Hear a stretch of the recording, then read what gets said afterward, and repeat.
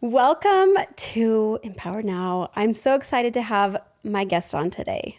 Hi, guys. It's Carlie. Feel Good with Carlie. Yes. And yes, name change. Name change. This is new.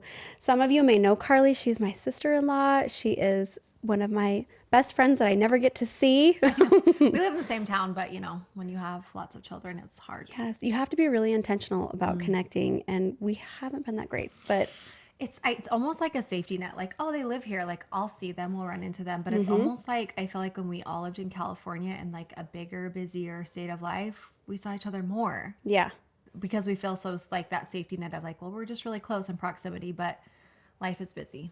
Life is busy. I forgive you if you forgive me. Oh, yeah, absolutely. I think those are the only kind of friends that I can have now. Those friends that are okay with me not contacting them for a while. Yeah. And then we can connect and pick up right where we left off kind of thing. 100%. Yeah. It makes it more exciting when you see each other because you have so much to catch up on. So much to get to. Welcome to Empowered Now. I'm your host, Colette Kati. Join me as we talk all things to uplift, encourage, teach, inspire, and empower you to see your best self, to live your best life, and to thrive wherever you are.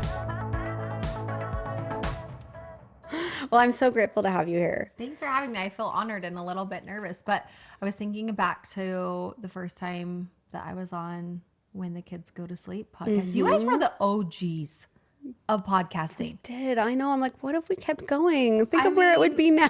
You guys have done amazing things, and it's like cool to see. It's all part of your journey because now you have this for you, and just like this is Mother. Okay, if you don't know, you need to know.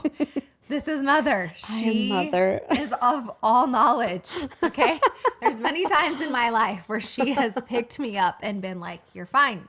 But I was thinking back to that first experience and just how transformative my life has been, your life has been, what we've gone through. And it'll be fun to catch up today. Yes, absolutely. On your podcast. I know. And then I'm going to bring Carlie's, and we're doing this switcheroo. That's going to be a good one. Yes, I'm excited. So you just started your podcast. Yes. I went through a whole rebrand moment, and a mentor that I hired said, what if you started a podcast? And I kind of felt like everyone has a podcast, how mine stand out, and that imposter conversation comes into your head. Yes. And I kind of thought about when you're a content creator and you're trying to stay relevant and you're trying to keep up with everything out there that's available for you to be relevant on, I also felt amiss of we really have put so much time and energy and hours and content creation into YouTube. I hate that it was just sitting there. So, creating a podcast kind of felt like an avenue for me to revive that, but in a more purposeful, more relevant to where I'm at in my life right now. So it just kind of felt right. So yeah, we did a rebrand, and I changed my name from Carlie Styles to Feel Good with Carlie. And yeah, it's just been really fun. Don't know what I'm doing, but we're having a good time. Do any of us know what we're doing? I don't think so. My coach made a comment the other day that I was like, oh, I'm writing that down and quoting you. It was amazing. Or Tiffany Carter is who said it, but she said, it's not that you've got it dialed in, but you're willing to have the dialogue. Oh, I love that. Yes. I'm like, thank you. Because sometimes we really overthink our place in the world, and not just on social media or YouTube or whatnot, but we overthink what impact our voice has or what it should have, what it should be. And we forget to just be ourselves. It's not that we have to be perfect, that we have to, especially with kids. We were actually, when Tiffany and I were talking about it, it was in relation to children and raising kids, because I want to talk more about parenting and being a mom. And I obviously have done it forever online, but I still feel like an imposter sometimes, because who has it all dialed in, right? I mean, I'm pretty great at it. Right? Every day I'm moments away from shaving my head. This needs to stay. Okay. This is what's the word? Memory, not monumental. This is that clock. Is that Grandpa Eugene's clock? Yes, it is Grandpa Eugene's. Okay, we're keeping the chimes in. Sorry. Oh. It feels right. Yes, Grandpa Eugene is Carlie and Shay's grandpa. And that was his clock. And we have the grandfather clock. Yes. That's the name we of have it. grandfather's clock. Yes. I love it. I love that you want to keep it in. And now I'm distracted, but it's fine. Parenting, the dialogue. I like that too because, also when you're starting something new, whether it be school or a job or like deciding to become a parent or starting a podcast, I don't know about you guys, but for me specifically, I am pretty hard on myself and feeling like if I'm not going to do it really good, then like I shouldn't even do it, So sometimes like progression moving forward is better than nothing at all. But it like what holds me back is like, well, I don't know what I'm doing. I'm not a podcast expert. And so that fear and like that lack of understanding and knowledge holds me back from even trying and starting because I don't know what I'm doing. But it's like, it's okay to fail. You can fail forward as long as you're like in momentum, Yes. That's what held me back for like 5-7 years. But it's like such an easy place to get stuck in. Yeah. And I think a lot of people do it and we don't even realize it. It's like that caveman mentality though. Like we want to stay safe, and it's like literally our brains are conditioned to be like, me hungry, me eat, me stay safe. That's all our brains want us to do. Stay safe. So make fire. Yeah, make fire. Stay safe. This is what cavemen do. Cave women do. Right? Is that what we do? This is why we have Carlie on the show. But it's like, that's where our brains are conditioned within safety. So anytime like we move out of that parameter, I'm like, no, that dangerous. Okay. I hope you hear that caveman voice the next time you go to do something and you feel scared. No, that dangerous. That means no, do it. Caveman. Unless it's like drugs or like getting hurt, then don't do it. Yeah. You use your brain. Yeah. But I can totally relate to that. That's one thing that held me back from starting my own podcast for so long. Yeah. Because we had Shay and I, my husband and I, had the When the Kids Go to Sleep podcast for quite a while. We have 200 something episodes. That's amazing. And then we took a break. We took our internet hiatus. And then I've noticed as I've been introducing my new self, I guess, like as a life coach, as a podcaster, as somebody that has been through shit, and I'm, done the certifications and all this stuff. I'm like, I am ready to help people in a deep way, but I'm so scared to be seen. I'm so scared to be seen as this person. And I've noticed this fear come up for me 1000% as I've been going through the last launch that I did to launch my group coaching program. I literally had self-doubt in the front seat with me the whole time. Yeah. And I could tell my nervous system was dysregulated a lot of the time. But because I care so much and because I know that if I don't move forward, I won't move forward. Right. I won't grow. It won't happen. And it matters so much to me that it happens that I'm willing to sit with the self-doubt. And there was a quote that I heard that I feel like everybody needs to take into their life, no matter what they're doing with their life, whether they're parenting, trying to be a new parent, trying to be an old parent and still parent their children. Teenagers. Because they change. We'll get to that. But the quote is, don't mistake your self-doubt for doing it wrong. So you're going to doubt yourself, but it doesn't mean you're doing it wrong, because we're not supposed to be perfect. We're not supposed to do it perfectly or right. We just need to be willing to move forward and do the things that scare us. Yeah. And I mean, we weren't equipped with all the answers. And I think some of my biggest breakthroughs in life have been me being just like willing and brave to move forward without having the answers, because everything is figure outable. And you're never going to arrive to that place of like, unless you're moving forward, because you're going to stay in that same space of knowledge and comfort until you move out of that. So there really is like opportunity and discomfort and being stretched. And it feels scary. Me stay safe. But you won't grow or change unless you move past that. So, yes. And something that you were saying, I wanted to touch on, you have always been qualified. Like, you're so nice. So truthfully, I'm going to cry. We're probably going to have all the emotions. Okay. It's fine. We I barely like could them. button up my pants before Me we stay started this. safe. I must stay safe. But it's fine. We're on our period. We're all going to be fine. When you came into our family, it was like a dream come true for me, because I have brothers. They're all smelly and hairy, and I just wanted a sister. And to have that like big sister experience where I could like just turn to a girl and just like someone who got it. My mom is wonderful, but like just having that big sister experience. And I just remember there were so many moments in my life where I just knew I could turn to you and trust you. And I just always felt that you were like such a safe place for me. And to see you like arrive at this moment, it's like that, that Hunger Games where she's like wings of fire. No. I'm like, this is Carlie. Colette spinning wings of fire moment. Gosh. But you have always been qualified. The life experience like that you've gone through, who you are, like in your deep rooted soul. Like I know I have a saying, it's not what you know, it's who you know. And because of like everything you've gone through and like those deep experience and just like what's built into your soul, like you have always been qualified to coach and lead. And if you ever have the chance to work with Colette, it will be so transformative.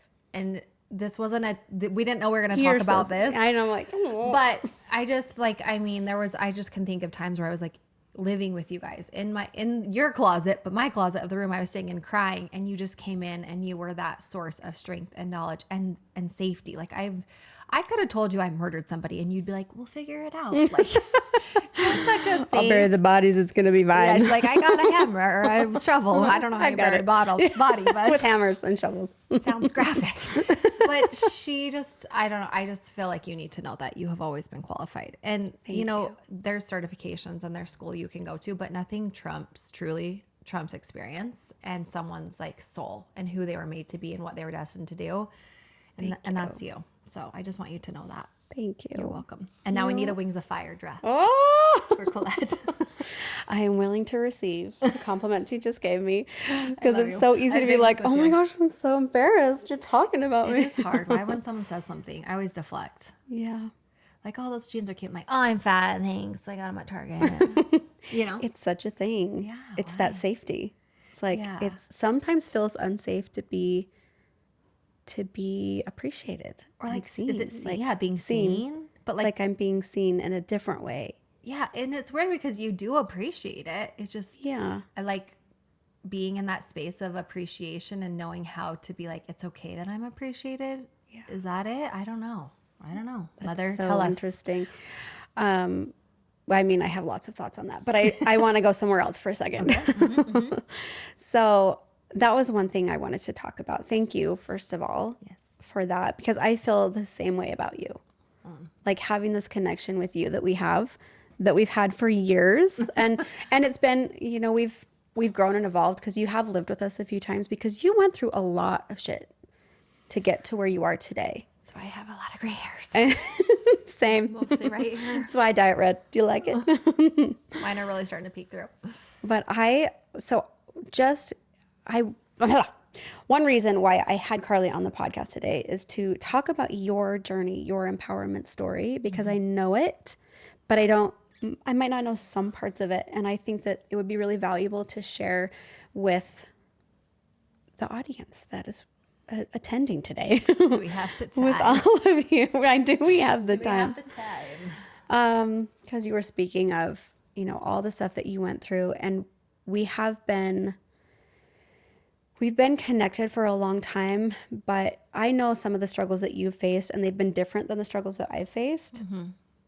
And we've talked about it some on the Mom's View, but I would love to dive deeper into that if you're open to. Do it? Yes. If you're open to it. Yes, I will be brave. I won't be scarred. Let's do it. I won't be scarred. Yeah. So, okay. I was trying to think of, you had mentioned that we're going to go into this a little bit. So my story, you're not familiar, my backstory. Am I going to just like give a brief? Yeah. Whatever feels relevant to you. I was thinking, I mean, there's so many angles. We don't have time. Hold on. Let me look at the clock. We don't have time to go all the angles that I want to, but I'll just have to have you on again. You direct it then, because I'll get lost in the story.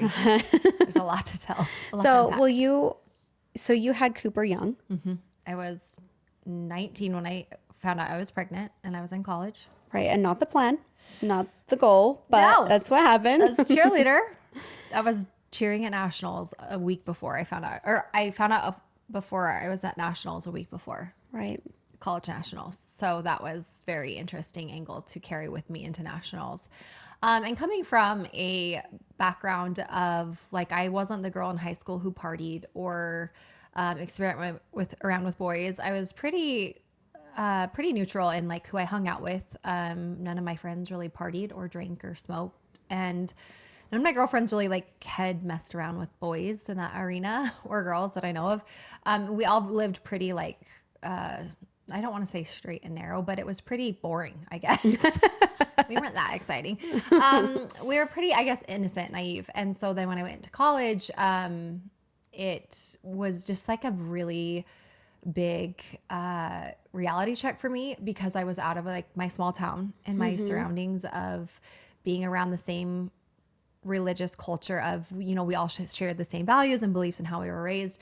And so when I went to college and I was just like in a bigger arena of, you know, different people from different backgrounds and what they believed in, it definitely put me down this path of like, who am I and what do I really believe in and why do I want to follow those values? And for a long time, I think the thing that I settled on wanting to share with you guys today is, for a long time, I really had this belief, this inner belief system, that if I did and performed and believed and matched certain values and aspects, that I would be like I was thinking about it as like marbles in a box, of like a good box and a bad box. And if I didn't do this, then I was good. If I did this, then I was bad. And I was building this rapport of like what makes me good and what makes me bad. And that was really strongly connected to my worth as a person. And that was really hard for me, because I think for the first time in college, I felt like my good box was full. I'd never drank. I'd never had sex with a boy. I'd never partied or like lied to my parents. And so my box of like being a good girl was full. And I was around a lot of people who are such good people at their core, but they were so different from me. They weren't a member of the Church of Jesus Christ of Latter-day Saints. They did drink and they had had sex. And I was like, it really threw me, because my mentality and my naiveness made me think that like, if you did those things, then your marbles were in the bad box, you know? So I had to have this like moment, or a couple years, we'll say moment, 5-6 years. In eternity, it's a moment. Where I shook those marbles up and I just kind of threw them all over the floor and I slipped on some, you know? And it was so good for me. And for a long time, I really had this inner belief system that like my worth was completely gone, because I lost check of like what was good and what was bad. And I didn't know anymore. And I really thought that like I was just kind of like a lost cause. Like there was something wrong with me. Wow, yeah. Because I wanted to figure out like why I was drinking so bad. I had a hell of a good time. It was really fun. You know? Why would I not want to do this? Like, why is it everyone would be way more chill if you just have a White Claw? Or come on. White Claws weren't even available back then. I don't even know what we were drinking. Right. Something terrible. And, you know, it took me through a lot of different life experiences. And then I felt really truly like so lost and at my rock bottom, because I felt like my self-worth was like completely gone, you know, like here I was, I still believed in the value system and faith system that I grew up in, but I had gone completely astray of like what I felt was necessary in like belonging in. Am I making sense? Belonging there. Yeah. I had like veered off of that path. And so I was like, how could I ever come back? You know, I know that people are going to hold so much judgment. And then, you know, I was with this guy that wasn't a member and we had been together for a long time, and then we got pregnant. And so I completely just like lost my self-worth, and who I thought I was and what I wanted to be was like completely thrown off. And so then my whole mission, I felt in my life, shifted to like almost putting out fires and how people perceived me. And so let me understand. So now that you've shaken up the marbles and you're on this different path, you shifted to now you're trying to backtrack and make sure people perceived you a certain way, even though life wasn't that way? Yes. Okay. Sorry. I'm probably all over the place. No, it's good. I just want to make sure. So then it was like, understand. Okay, well, where do I go from here? Right? Like, okay, I went through these life experiences and I making choices like, you know, outside of what I thought I wanted to do. And then all of a sudden it started like catching up with me, like, oh my gosh, well now people are going to think this of me, or they're going to think that of me. And, oh, grandfather. We can continue. It's fine. Okay, it's fine. He's just saying hello. he's reminding me I'm still great. Yes. So then I felt like, you know, my worth was just completely gone, completely shattered. And it started out as this innocent, like, well, what if I try a drink? Or what if I like, you know, I date this guy who's not LDS or whatever. And then it just like, I completely got lost in, it's really is like a 10-year period of me going through this, like, you know, this monumental life switch up for me of going from this girl who had never done this, and this to all of a sudden I was like trying things out, trying to figure out who I was.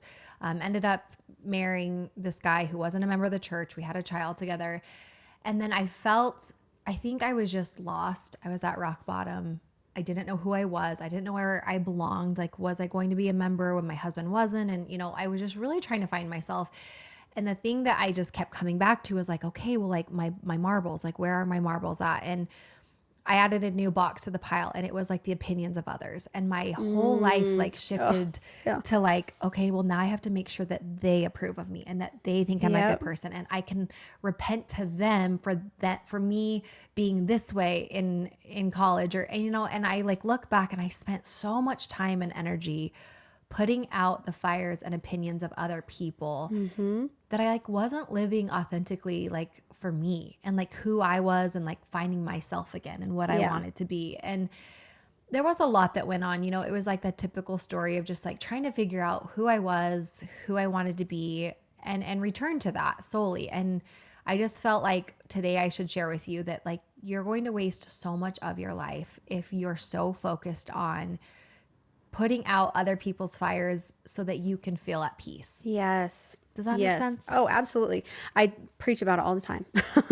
That outside in approach where you're waiting for other people's approval or something to be okay out here so that you can feel good inside. Yeah. Which is kind of, when you're talking about the belief system that you had before where you thought it was working, like this approach was working because you were filling all of the marbles in the good box. So it's like, oh, look, my image is great.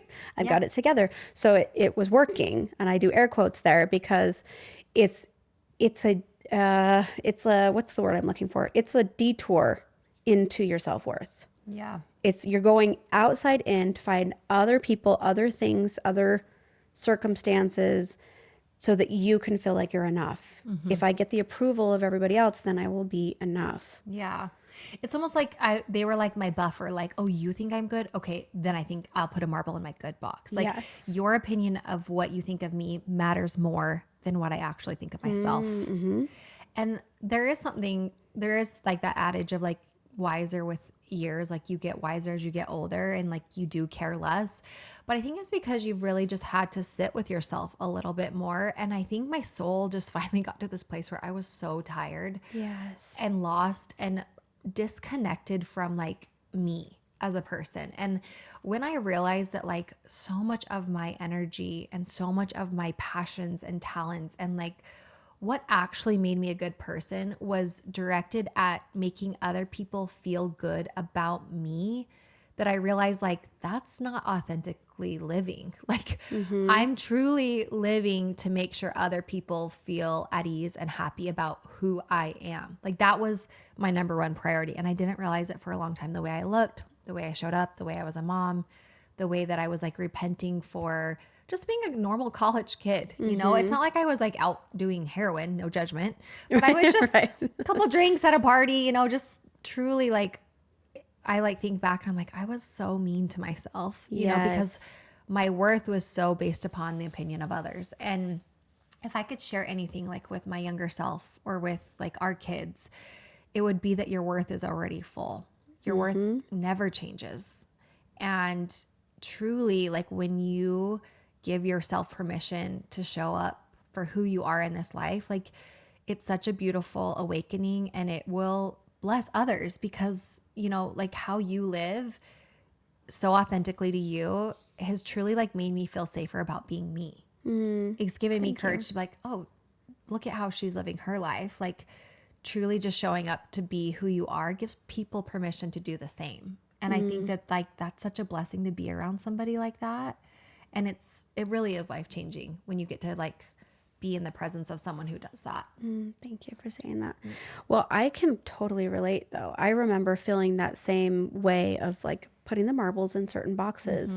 And I think, I don't even know when that started to shift fully for me, but I definitely went through a period of time where I was like, oh, hell no.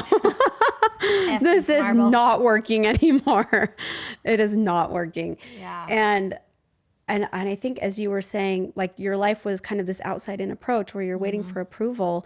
What you actually needed was your own approval. Yeah. Was to fully accept like, this is me. Why does it take us so long to get there? Well, it's a $1 million thing. question. It's the $1 million question. Do you think that it comes from also like a religious, like, you know, living in a religious culture of like, this is good, this is bad, this makes us good, this makes us bad? And not because like, you know, not to make this about religion, but that's where I had to really take a step back with my core beliefs and be like, I need to check in. I need to check in with myself and truly like have this relationship with my Heavenly Father and understand like what is working between me and him. Yes. And stop worrying about when I go to church or I show up in this community or culture, what they think is good and bad. Yes. I'm so glad you brought that up too, because this is a huge topic, especially in our culture, because I am still a member of the Church of Jesus Christ of Latter-day Saints as well. And but the way that I see it and the way that I live it, I feel like is 180 difference, 180 degree difference from the way I used to see it and view it. I used to see it more that way as well, where, you know, as a kid, you're taught, well, do these things and you'll be happy. And then if you don't, you're bad, or you're not living your best life. And I feel like the purpose of it, and this is how I see the gospel as well, that like Christ doesn't expect us to be perfect. Like he died for us for a reason so that we could experience life. Right. And the inside out approach is realizing that we have a deep love. There is that deep acceptance already there. Mm-hmm. We don't have to do anything or change anything to have that. And then we get to explore for ourselves. We get to discover what works and what doesn't in life. And that's truly how I see it. And I think I had that shift because I've joined 12-step groups as I've been in my own recovery throughout the years. And, you know, when you have a certain idea of the way that life should be, which is what I think I had, like you were saying, I was kind of naive to what other people thought and what other people believed. And so when we moved to Los Angeles, I loved that I got to taste a different side of not just our own religion, but a different side of the world, and just, you know, seeing so many different walks of life and how they experience the world. And it made me think, I think I was wrong in some things for sure. But I'm so glad I've had that. Yeah. And I think then also going through experiences in my marriage and with Shay, we're battling with addiction. I had the opportunity to see another side of people and learning to accept, truly like learn to accept. And I'm getting emotional because I feel like that's where a lot of our problems stem from, is that non-acceptance within. Like shame is a bitch and it will attack you. And it will grab onto you, and shame creates this spiral effect that will cause you to continue to sabotage your own life. Mm-hmm. And so when you can come in and just acknowledge, this is who I am and this is what I've done, and I'm okay with that. Like that's when life gets to be good. And in my opinion, that happens it happens better when you have a higher power. Yeah. You know, and I call my higher power something different than the next person will call them. And it doesn't matter. It doesn't matter.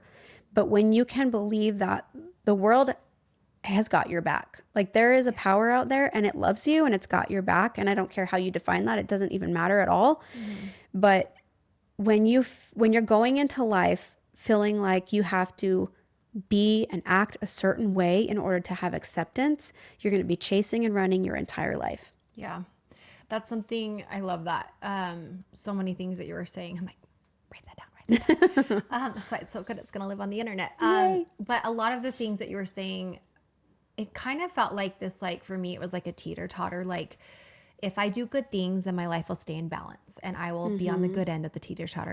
And because I did this is why I'm in an abusive relationship. This is why I'm being cheated on. I deserved it because I made these choices. And if I would have stayed the straight and narrow, then, you know, more good marbles would be pouring into me. And it's like, sometimes you can, and I've learned this the hard way, like you can do everything right. You can try your hardest to keep the balance and keep the peace and stay on the, you know, I'm putting this in air quotes, straight and narrow path, whatever that looks like for you.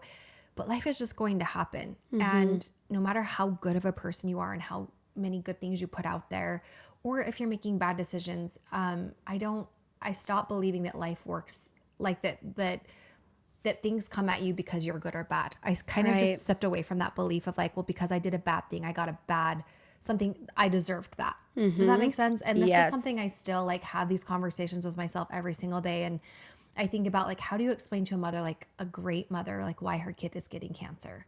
Like, that's so unfair. How do you explain like a bad thing happening to a good person? Yeah. Or why do some bad people have good things happen to them? And it's truly like the ride of life. Like, and when I stepped away from that and just remembered that like just doing your best is like for that day and for that moment, if your best is just 20% that day, life is hard. And the last thing that you want to give into is like shame and that belief system that like deserving good or bad. And maybe you can dive into this more because I think it's such like a fascinating conversation and topic. And I don't feel like I've arrived at this like answer, but that was also like a big baseline of my belief for so long that bad, like I was in an abusive relationship. I was married to an alcoholic, all these things were happening to me because I made bad choices and I deserved that. And that was my reality. And then, as I grew and just kind of just stepped away from like, I'm being punished type of mentality and really just like, this is actually just life. Like I'm not a victim. I'm responsible for my own healing. I'm responsible for moving forward. Things really started to change and the narrative really started to shift for me. Right. I love that. I'm so glad you brought that up too. Because there's so many things I want to unpack. There's so many things I want to say. And I would love to hear more of the discussion in the comments as well around this. Because I feel like we could go in a lot of different directions. But just that idea of good and bad, that idea that if I'm good, I receive this. If I'm bad, I receive this. And it's my fault if it's bad. I also have felt like I've tried to get away from that idea. And I see life a lot differently now where it's literally experiences. You're just experiencing. And every experience that comes in is for your good. Like truly. Yeah. And I feel like I am a testament to that because going through what I did with Shay was so hard. We had a really, really rocky time in our relationship and in our marriage. But I would not have evolved to the person I am today. And of course, I'm still evolving, but I'm so freaking proud of who I am today. You're kick-ass. And I love you. Mother, you're kick-ass. Bow down, queen. I mean, I don't know that I'd go that far, but graphic shirt, I'm making it for you. But I'm like, oh my gosh, I wouldn't have met this version of myself if I didn't have to crawl through fire to get here. Yeah. And so in many ways, I'm so grateful for the bad choices. Yeah. I'm so grateful for the bad things that have happened because I have emerged something else. And I believe that that's what our higher powers want for us. Yeah. Is that it's not about performing and perfecting.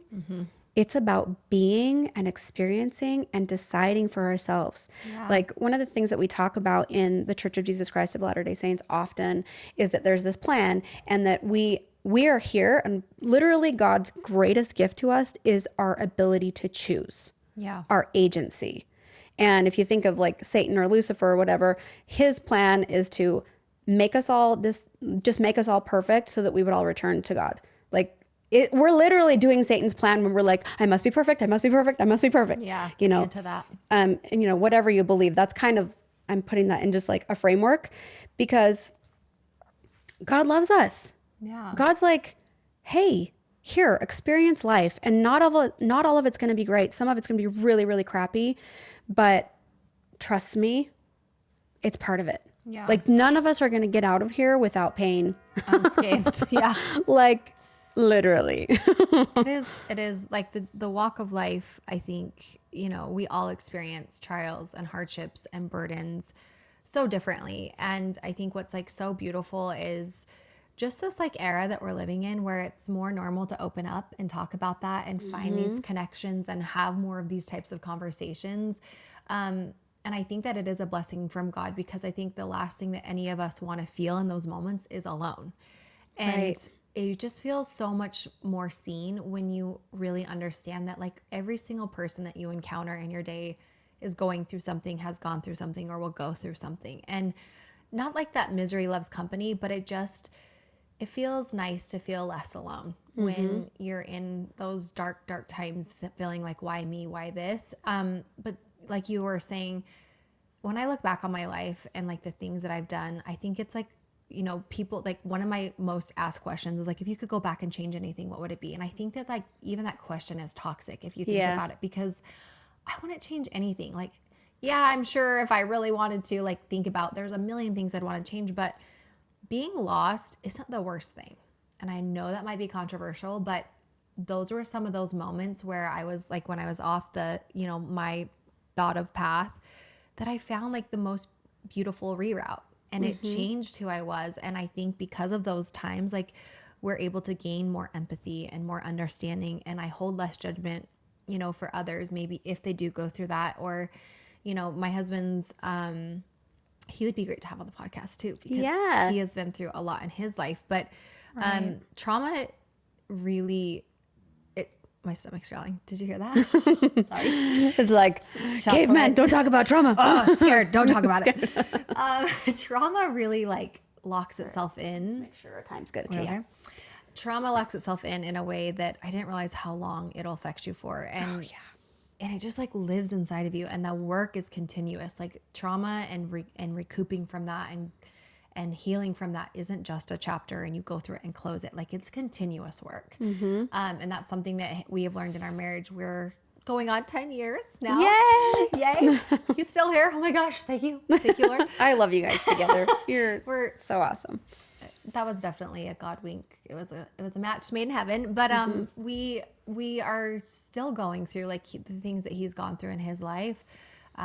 He's been through the ringer's fire, you know, and people think that like you'll come out of hardships and then you move on. But I really, what I've learned about trauma is that it truly is like this never ending work that you have to keep continuously working on it. We've been married 10 years. We have 5 kids now, and we still have things bubbling up, you know, that come from my past that I'm still really afraid of. And it's like PTSD and things that he's gone through that he's still really struggling with. And what advice I'd give to couples or to anyone who's gone through like, you know, hardships, or you've gone off the straight and narrow, or someone's affected you with their decisions, maybe not your own, is that it's a continuous work, and that it's good to continually show up for yourself and to utilize those tools, like to get the tools that you need, therapy, a life coach, like that is how you really take life by the reins, and you get to be the deciding factor of where your life is going to go. Because you have those tools with you to make those choices, you know, and guide you. Yes. And just,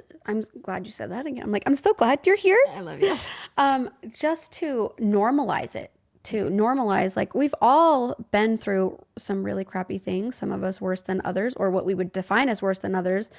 And let's not hide it. And that's what I love about this generation. Yeah. Like truly, because we talk about things more. At least, because in my parents' generation, like you just don't talk about things. You don't talk about it. And there's still stuff that I will see from my past, and I'm like, oh, that's interesting. Like my grandma she had Alzheimer's before she passed away. And I remember going to visit her, and she had a relationship where her husband had PTSD from being in the war and was very traumatized, and he was an alcoholic, and it was like a rough dynamic, right? Yeah. And I understand more of that dynamic now, being through what I've been through. And it was so interesting that her pattern of self-depreciation or self-deprecating did not leave. Like she did not remember who I was. She didn't remember my sister. She did say, I remember that I love you. I asked her, I said, do you remember who I am? She goes, I remember that I love you. And I was like, well, that's a great thing to remember. It's the coolest thing. But I also remember her making a comment about herself that was self-deprecating. Oh my gosh. And I thought, oh my gosh. Well, Satan never stops fighting. That's truly the best warrior. Yes, like that stuff is rooted. But it's not that you have to heal it all, that you have to fix it. It's just that you need to be willing to have the dialogue. Because we're all going to go through stuff, and that can feel really heavy. Like, oh, you mean I'm never going to get over this? I'm never going to heal from this? No, that's not what I'm saying. It's that we're willing to be seen. We're willing to talk about it. We're willing to be vulnerable. We're willing to witness ourselves in our truth instead of stuffing it down. Yeah. That's what matters. 100%. And from my perspective, I would just wish I could go back and like stop beating myself up for just like living life. Because I think I wasted I'm going to cry. I always cry. I wasted so much life just hating who I was and thinking that like I wasn't worthy to show up, when I'm like, there's so many people out there who are just needing someone to be like, I see you and it's okay if you've made mistakes. Not owning your mistakes as in you're proud and standing proud in, like going off of your foreseen path. But I think just like taking time to step away from the narrative of like, there's only one way to live. There's only one certain way to make choices, and being willing to be like, you know what, how can I learn from this? How can I grow? And just looking at as an opportunity to be stretched and to become better from it, like rise from those ashes. And I like look at my kids and I just want them to always like feel safe to be exactly who they are. And like I always tell Cooper, I'm like, if you're drunk or if you got somebody pregnant, like, I don't care. Just call me. Like, let's talk about it. Like the last thing I want is for my kids to ever feel afraid to make a mistake, because like what I learned the hard way is like, I want people to show up for me and to be in my corner and to have good friends that make me feel safe. Like, it's okay. Like, let's figure this out. I love my parents, but that wasn't my case. Like, I remember just thinking like I was the black sheep of the family, and they were so disappointed in me. And there were things that they said, and they were operating, out of their best, that made me feel like I can never return to the family, Right. And that was really hard. And that's been really hard to heal from.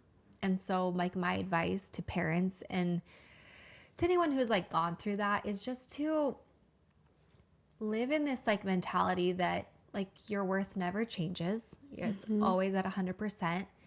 And tomorrow's a new day, and you get to decide like where you want to take your life and how you want to show up, and that you can grow and you can change and you can become better, Yeah.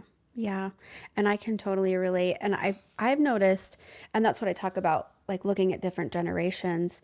That's why it's so valuable to be willing to question why we do what we do. Because I've experienced that with my parents at times where I've seen my parents struggle because of the choices of some of my family, Yeah. And it's like they have this idea, and it's truly because it's a roundabout way to show us love. Yeah. And I know I'm going to get some flack for that, but let me explain. Let me explain. that. When we have the belief that if you do this, you're good, and if you do this, you're bad. If our children are doing those choices that we think are bad, and we believe that will cause them pain, then we're going to try really hard to make sure they make good choices, right? And that's a loving thing. Like any parent is going to try to get their children to do what they think is going to make them happy because they love them. Right. But what we don't realize is that we don't actually know what's going to make our children happy. And if we're kind of living off of the higher powers plan, what I believe is just like loving and letting us live and experience life, then it doesn't matter what we choose. Right. Like we're still going to be okay. Yeah. And I think sometimes I've watched my parents really struggle and suffer and feel like, oh no, but what if? I'm like, but maybe it's not that way.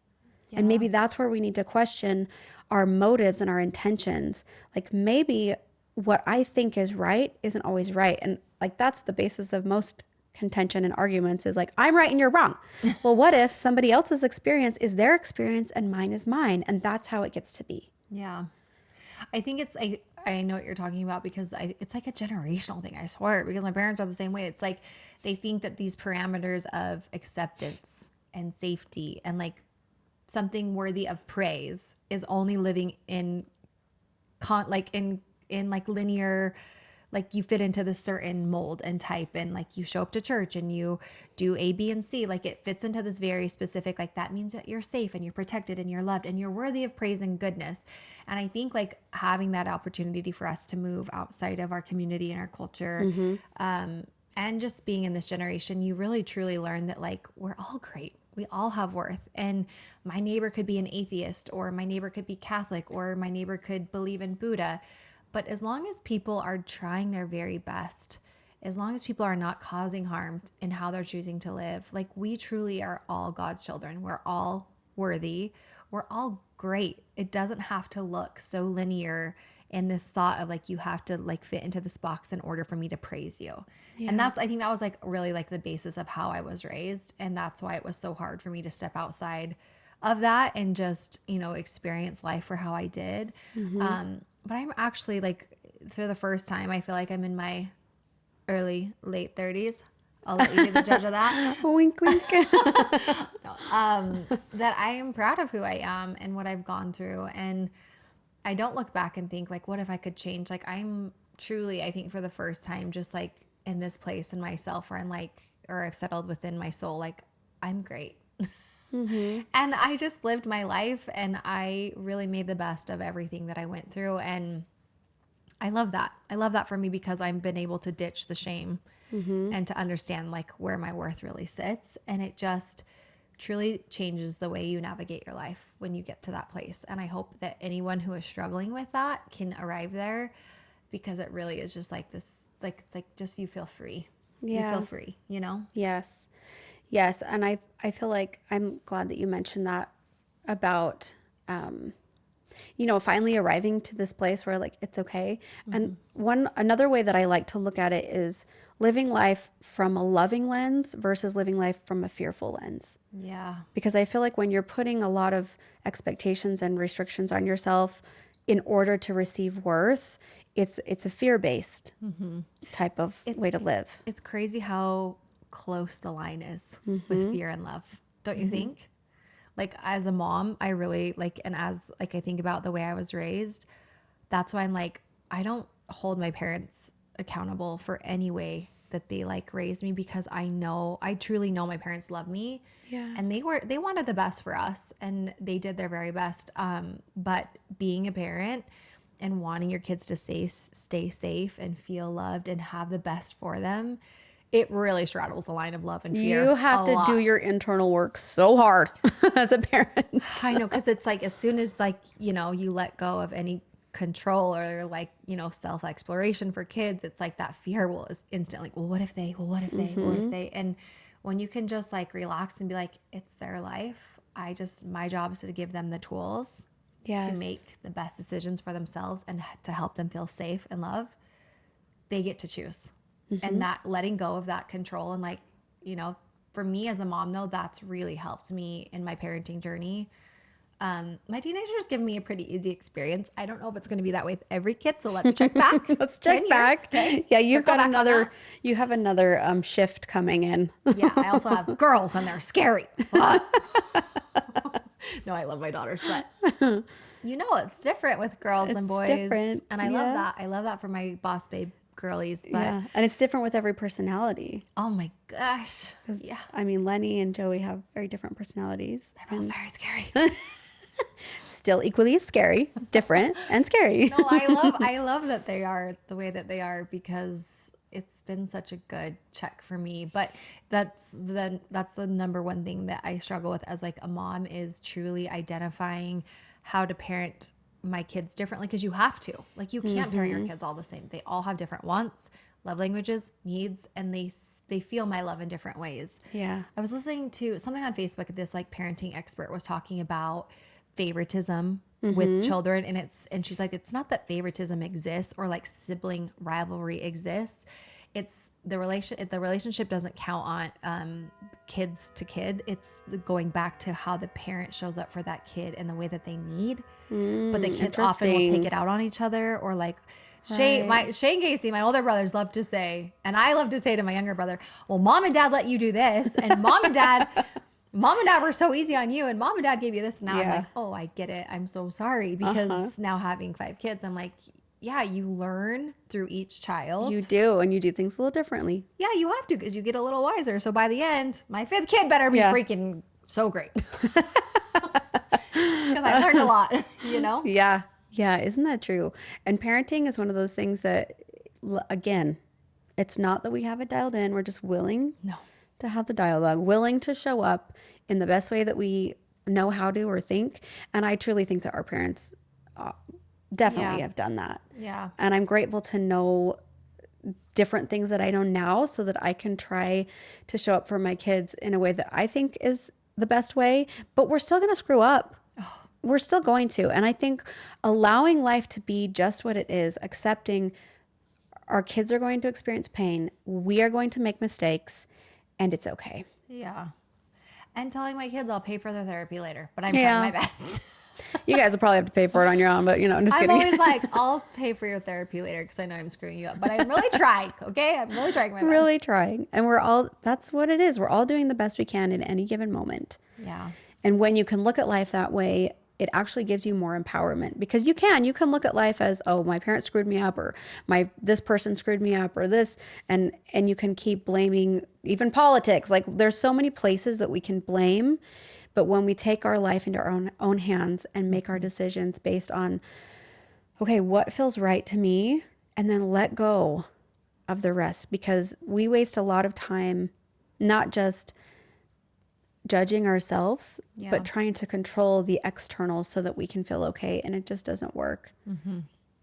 Yeah, it's like that victim mentality. And I lived in that for a long time. Like for so long, I felt like just like things were happening against me and like poor me. And I was almost like waiting for someone to come in and being like, you didn't deserve that. Like, you didn't deserve to go through what you went through. I'm going to come and save you.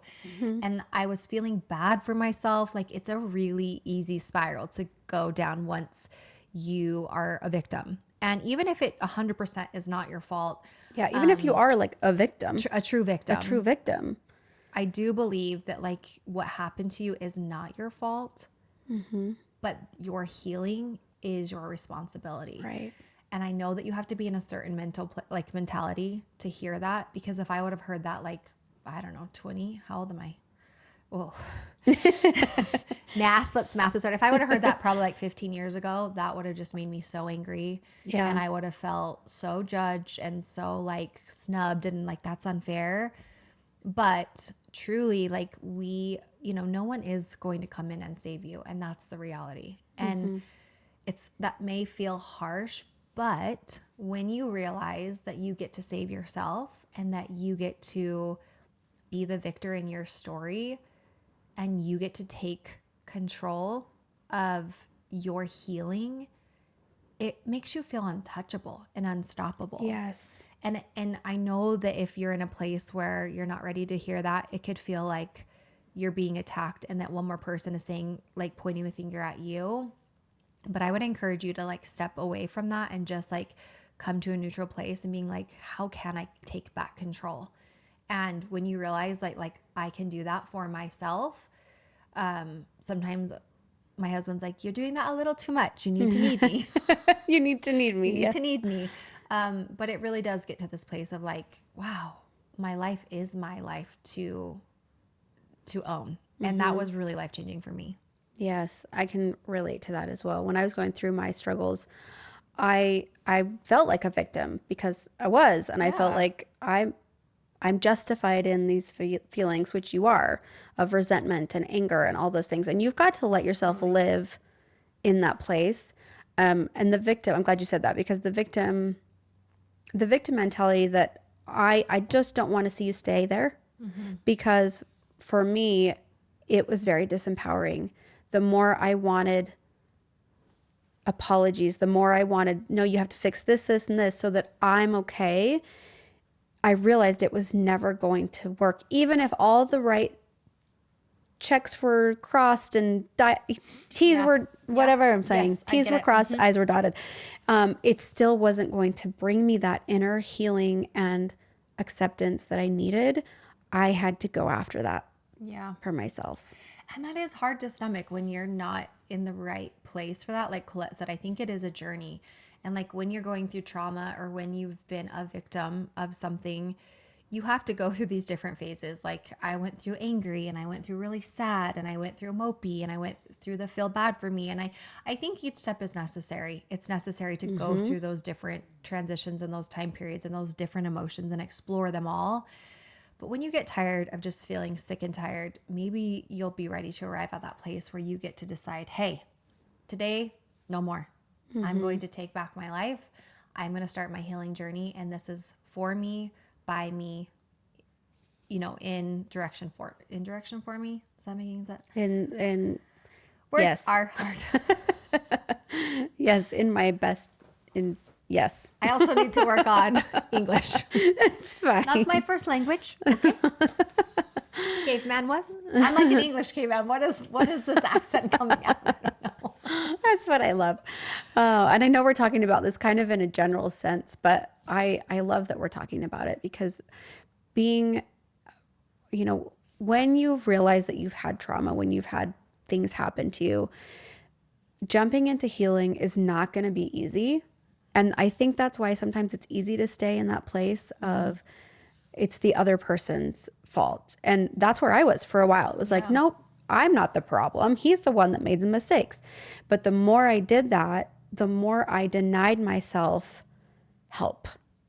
And it's kind of a paradox that in order to build our solid, grounded, independent selves, we need people.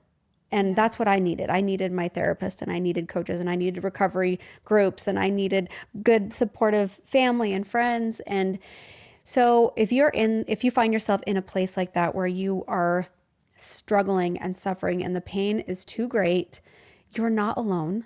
No. And I would encourage you to listen to your higher power, whatever that is, on what your next step should be. And sometimes that next step is going to scare you, but it's worth it. And that's the way it was for me. I was so terrified when I needed to reach out to a therapist, when I felt that like call, and I knew it was what I needed to do because I felt really like, oh my gosh, it's time. Like I really need to do this. And I'm so scared and I don't know what's going to happen. But taking those risks to advocate for yourself is the first step, especially if you're kind of in that place where Carlie was talking about being, where she thought, well, all these bad things are happening and I must deserve it. Like when you're a victim or when you're going through stuff, even just if you're a people pleaser, you're going to feel guilt. You're going to feel like I deserve this. There's something wrong with me. And that's a good sign that you need to reach out for help. Right. Because essentially you're just giving yourself tools to navigate. I mean, therapy is so powerful because it's not, I think that there's like this, it's come such a long ways, but I know like our parents' generation think and connect therapy with like, well, something's wrong with you. Right. So you have to go to therapy, but it's like, you're that crazy? Something's wrong with all of us. Yeah. But therapy is just nothing more than like having the right tools in your kitchen to make the meal you want to make. And that's how therapy is. It's just giving yourself the tools to navigate through life. And having those tools is so powerful because you're just, like we talked about earlier, like trauma will come up. If you've gone through trauma, like it will come up in ways that you didn't know it was going to come up. And having those like tools, it's like little Bob the Builder, oh, I need my hammer now. Oh, I need my nails. Like I've gone through that process of like, instilling those tools within myself to use those. It's really powerful. And continuing that is so important. And, what I went through 10 years ago, 15, 20 years ago, still affects me and my marriage today is just like mind boggling, but it makes sense, you know? And it's just healing is not just like a one chapter thing. It's continuous. And I'm grateful that I get to continue healing. And I think that this is healing, talking about it and just sharing our stories and being willing to sit in the uncomfortable of, our trauma and things that happen to us help us to identify where we're at and the ground we stand on. And that's also very empowering. Yes. Oh my gosh, I want to talk about so many more things. We could go down lots of roads. Lots of roads. Squirrel a lot, so I'm sorry about that. I felt like I had to be like, I'm not short shaming. No. I was noticing that. I'm like, I know. I'll sit up taller. It's like we're trying to get on the same level, and then I get shrink. Are you 5'3"? I'm 5 less than On a that. good day? I'm 5 less than that. No, I'm like 5'1" 1.5. You are? I think legally you could get a parking sticker. I No, should. maybe it's under 5 foot. I think it is under 5 foot, but That's a bad joke, but my girlfriend in high school, I think she was like 4'11". She was like, well, the positive side is I can get better parking. I was like, I can get better parking. that's true. Well, that's a positive. Yes, I'm very short, and I'm okay with that. Short there is was a time when I awesome. thought that was a problem, and I'm fine with that. What? I always have seen you as like so petite and little and perfect and cute. And I always felt like, caveman, here to start fire. So Isn't huge. isn't that funny? Like, hello. Oh, hello. Daxton. See what I love when Daxton comes so in and cute. says hi on my podcast all the time when he gets home from school. How'd he get so big? Line plots. You learned what? Line plots. It's like a number line, kind of. Oh, like in math? Yeah. I need to go back to school. I don't remember. I don't know what you're talking about either. Come and educate us. Yeah. But the good news is it's almost summer. Yes. Yeah. And you're 1 year older and so cute. The cutest. Okay, we're almost done. He's so cute. Oh, I love him. We Okay. even, before Colette was like, let's write down what we're going to talk about. I'm like, we'll be fine. Squirrel. Were we fine? Leave a 5-star rating. They're great. Yeah. I mean, they don't know what we were going to talk about before. Did we? Did we really? I don't know. We had some ideas. Yeah. But we can talk about them on your podcast. I know you guys will have to come over. Colette did agree to a subject. I won't say. I know. Something I haven't shared with you guys, actually. Oh, will you on the first ever? Yeah. Okay. Or maybe we'll have to do like a part 1 on here and then like part 2 on mine or something. 'Cause No, that's I'm down. You'll rip it off? Yeah. You heard it here, folks. She made a promise.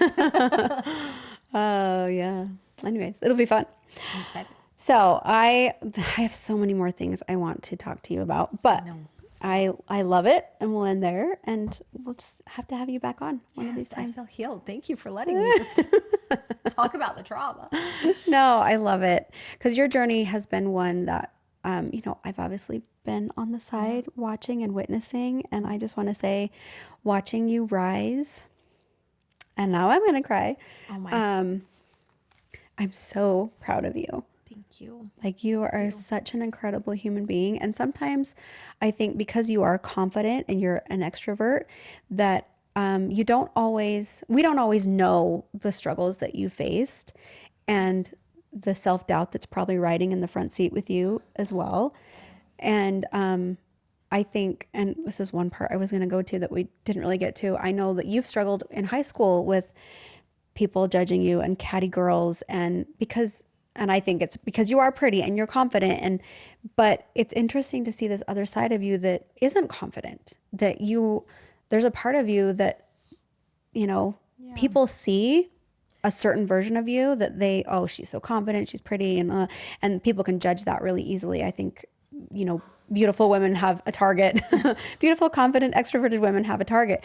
But I love that I get to know you deeply, and I love that you have shared with us your struggles because it does connect us in a different way. And I think that watching you shine and grow and be your authentic self and be bold to be who you are in front of people, I know that you're changing lives. And the following that you have, I know they're the solid ones. Like people that follow Carlie are like Carlie diehards.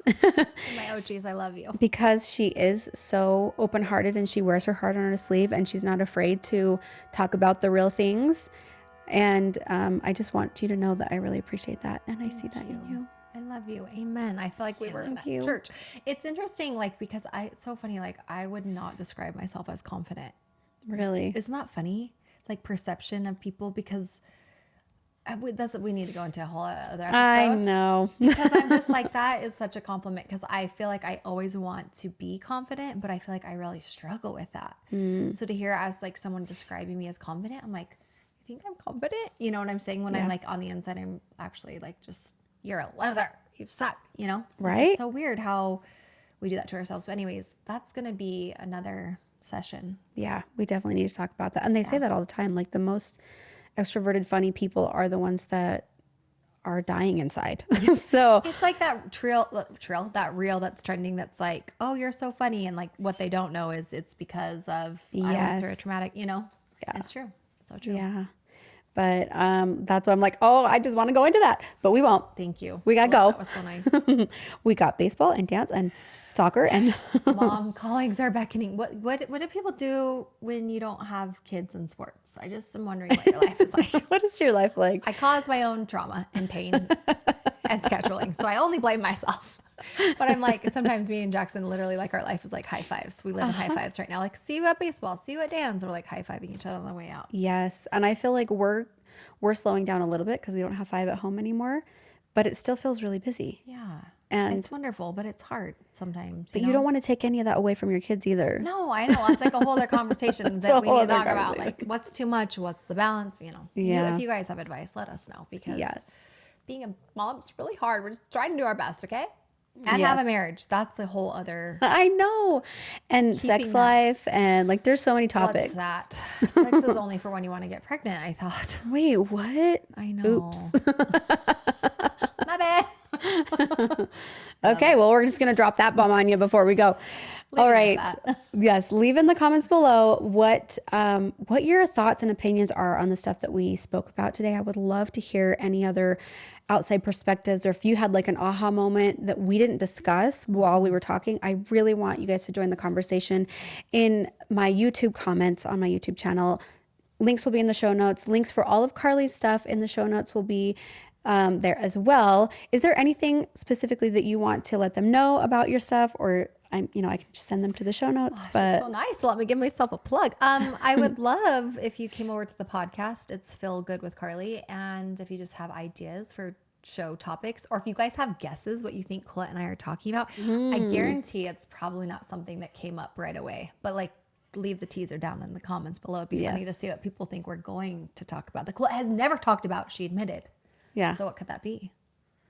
What could it be? But yeah, if you let me know. check out the podcast and just remember that your worth is always here, and nothing will change that. And we love you. Absolutely. Oh, I love it. It's so juicy. All right. We'll see you guys. Yes, go check out the show notes, and we'll see you guys on next week's episode. And I'll probably have you on again at some point. Yeah, we have too much to unpack here. We have so much. I love this woman. Yes, and I would love to have, all my sister-in-laws on. That would be Kaylee, fun. and it would be fun to have Morgan. I haven't even asked her about that, so realtor. Hey, Morgan, calling you out. That would be fun if you also did a show without. Oh, what if I like interviewed you guys, and it could be like what it's like to be an in-law to the crazy mother. Oh, that could be a thing too.